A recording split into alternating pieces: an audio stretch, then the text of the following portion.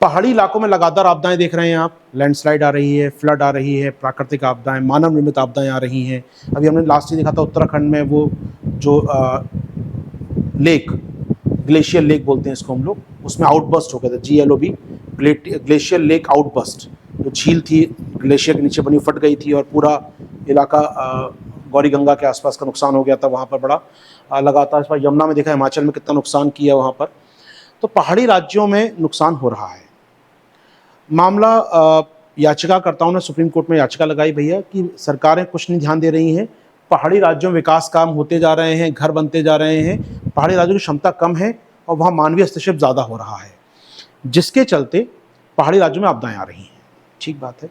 Supreme court ने सरकार से पूछा आप क्या कर रहे हैं इस बारे में, केंद्र सरकार से पूछा, तो केंद्र सरकार ने क्या कहा, राज्यों को नोटिस दे दिया कि राज्यों की चीफ सेक्रेटरी अपने अपने राज्य में, 13 राज्य हैं पहाड़ी राज्य हमारे जो हिल एरियाज हैं, 13 राज्य हैं, 13 राज्यों के वेस्टर्न घाट भी शामिल होगा ना इसमें, पश्चिमी घाट भी शामिल होगा।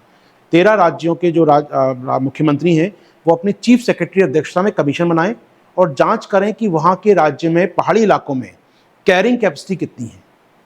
कैरिंग कैपेसिटी, धारण क्षमता क्या होती है कैरिंग कैपेसिटी, आपके पहाड़ पर कितने लोग रह सकते हैं, कितना अवसंरचना बन सकती है, कितनी बना दी गई है, कितनी क्षमता है, क्या वहाँ की आबादी 5 लाख हो सकती है, 1 लाख का शहर बन सकता है, 10,000 का शहर बन सकता है, कितनी क्षमता उसकी है, कितने पर्यटक वहाँ आ सकते हैं, ये सब चेक कीजिए और रिपोर्ट तैयार कीजिए, रिपोर्ट सबमिट कीजिए हमारे पास, रिपोर्ट बनाइए अपनी और देखिए क्या क्षमता कितनी जा रही है, फिर हम बात करेंगे आपसे।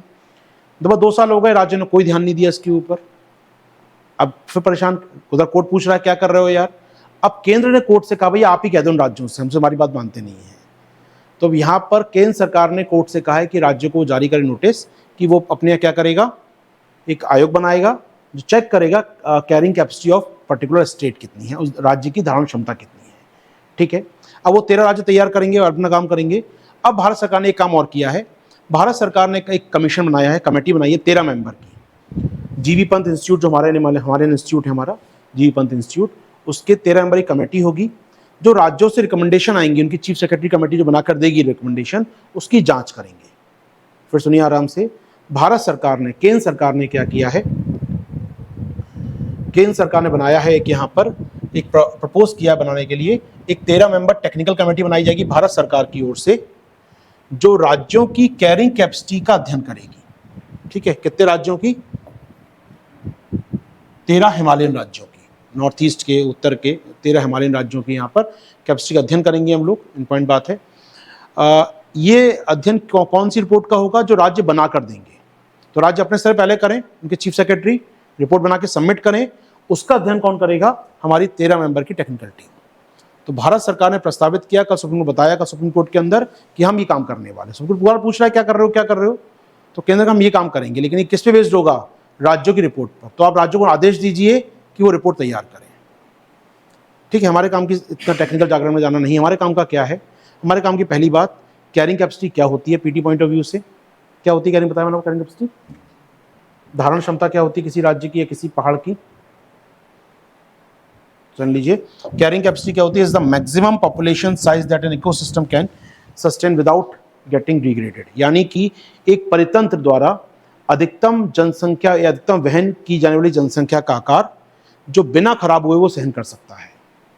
मानिए मुखर्जी नगर का इकोसिस्टम है, यहाँ पर 50,000 छात्र रह सकते हैं, इतनी दुकानें, इतने घर, इतने फ्लैट यहाँ हैं, 50,000 स्टूडेंट रह सकते हैं। अगर 1,00,000 या 70,000 आएंगे तो इकोसिस्टम खराब होगा, यहाँ पर भीड़ तंत्र होगा, बीमारी फैलेंगी, यहाँ पर भीड़ हो जाएगी यहाँ पर। तो 50,000 की क्षमता है, तो इकोसिस्टम क्या कहेगा, 50,000 कैरिंग कैपेसिटी।